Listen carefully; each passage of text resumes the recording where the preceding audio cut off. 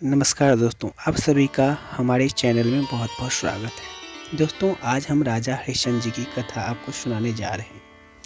दोस्तों, अगर आप हमारे चैनल पे नए हैं तो कृपया चैनल को सब्सक्राइब कीजिए।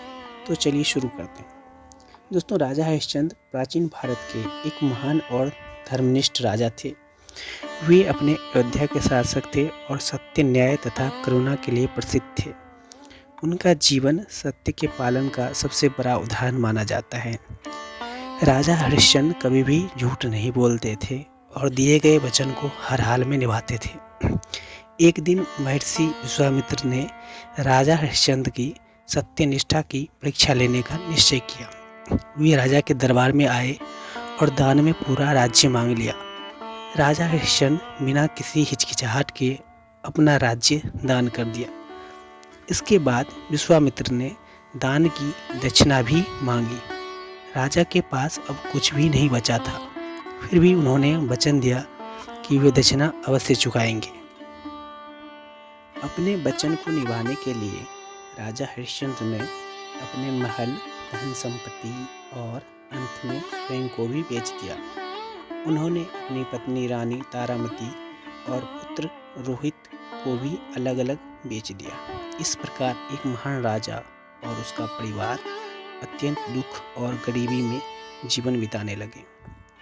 राजा हरिश्चंद्र शमशान में डोम बनकर सब दाह के लिए कर वसूलने लगे। रानी तारामती एक गृहस्वामिनी के यहाँ दासी के रूप में काम करने लगी। दुर्भाग्यवश एक दिन उनके पुत्र रोहित की सर्पदंश से मृत्यु हो गई। अत्यंत दुखी रानी अपने पुत्र का शव शमशान ले गई। वहीं राजा हरिश्चंद्र जो शमशान के रक्षक थे, उन्होंने अपने कर्तव्य के अनुसार दाह संस्कार का शुल्क मांगा। पहले दोनों एक दूसरे को पहचान नहीं पाए, लेकिन जब पहचान हुई तो उनका दुख और भी बढ़ गया।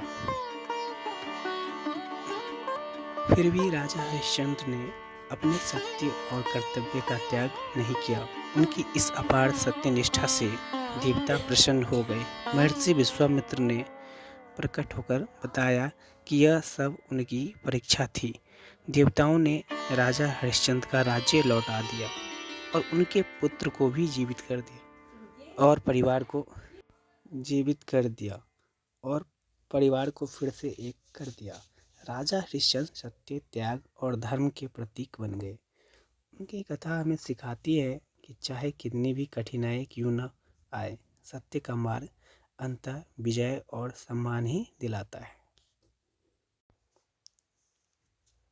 आप सभी का बहुत बहुत धन्यवाद दोस्तों। मिलते हैं नेक्स्ट वीडियो में।